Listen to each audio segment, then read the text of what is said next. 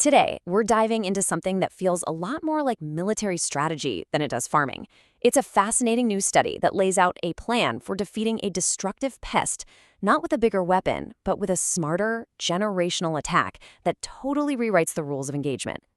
So let's just start with this wild idea. What if the best way to win a war wasn't attacking the soldiers on the front line, but finding a way to sabotage their children? A quiet, subtle attack that cripples the next generation before it can even pick up a weapon. Just keep that thought in the back of your mind. All right, to really get this strategy, you first have to meet the enemy. And in our story, the villain isn't some general, it's a tiny, ravenous caterpillar with a truly massive appetite. Meet the beet armyworm. Now, this isn't just any old caterpillar. This thing is a global menace.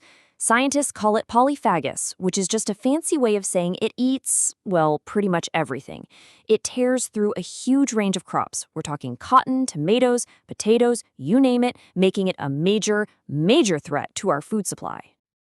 And the scale of this problem, it is absolutely staggering.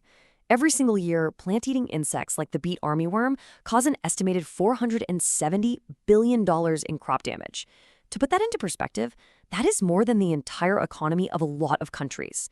So this isn't just some farmer's headache, it is a full-blown global economic threat.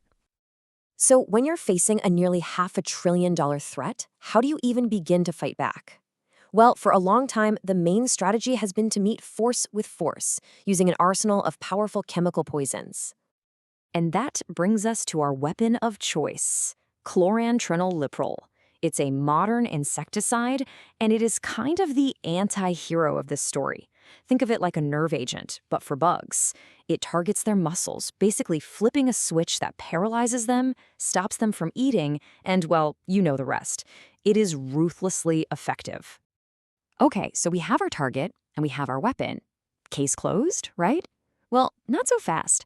That's the exact question that a group of researchers decided to ask. I mean, having a powerful poison is one thing, but are we actually using it in the smartest way we can? And this brings us to the heart of their investigation. To figure out if there was a smarter way, the scientists came up with this brilliant experiment based on 3 completely different attack plans. So here's how they did it. They came up with 3 ways to expose the adult moths to the poison. First up, the toxic meal, where they basically fed the moths sugar water spiked with the insecticide. Second, you've got the direct hit, where they put a tiny little drop right on the moth's back.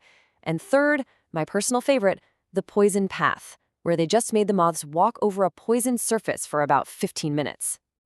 Now, common sense would tell you that actually eating the poison or getting zapped with it directly would be the most effective.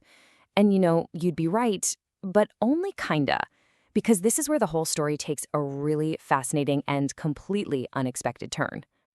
Okay, so first, let's just look at what happened to the parents themselves, the first generation. The toxic meal was an absolute knockout punch. It was devastating. But the really weird part, the direct hit and the poison path, the methods where they just touched the poison, had almost no noticeable effect on the parents' health or how long they lived. And the data here tells a really stark story.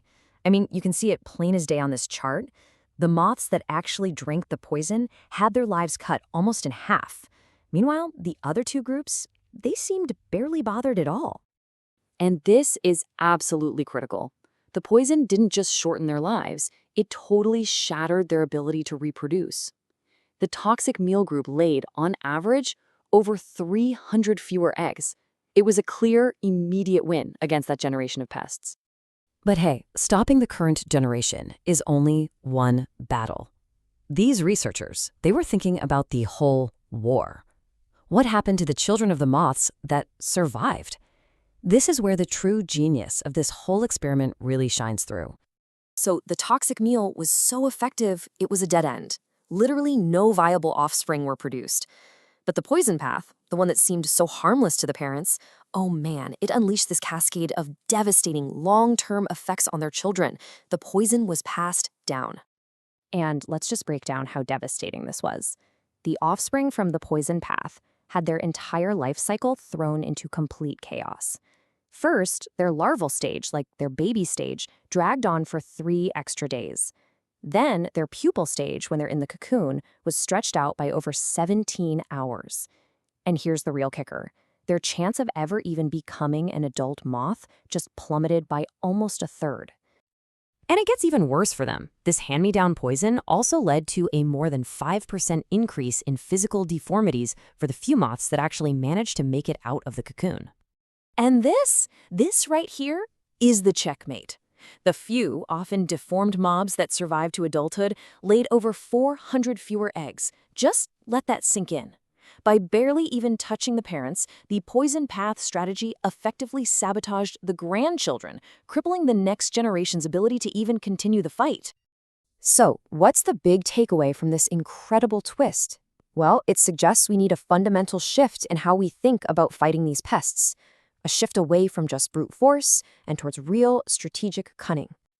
The scientists summed up their findings with this one powerful sentence. Now, I know, it's a bit of a mouthful. It looks like a bunch of academic jargon, but stick with me because the idea packed inside here is a total game changer. Let's just translate that. In simple terms, what they're saying is the way you deliver the poison completely changes what it does. It's not just about what weapon you use, it's how you use it. The method is the message. And this brings us to the ultimate insight from all this. There is no single best way to use the poison. The best strategy depends entirely on what you're trying to achieve. If you've got a full-blown invasion and you need to stop the army today, you use the poisoned baits, the toxic meal. But if your goal is long-term prevention, if you want to sabotage the enemy's ability to wage war tomorrow, you use the subtle poison path for a devastating generational victory. Ultimately, this whole study leaves us with a really provocative question for the future. Are we spending too much time looking for a bigger hammer, a stronger poison? Maybe the next great leap forward won't come from a chemistry lab. Maybe it'll come from strategy, from outsmarting our enemies and turning pest control into a game of generational chess, where the winning move is the one they never, ever see coming.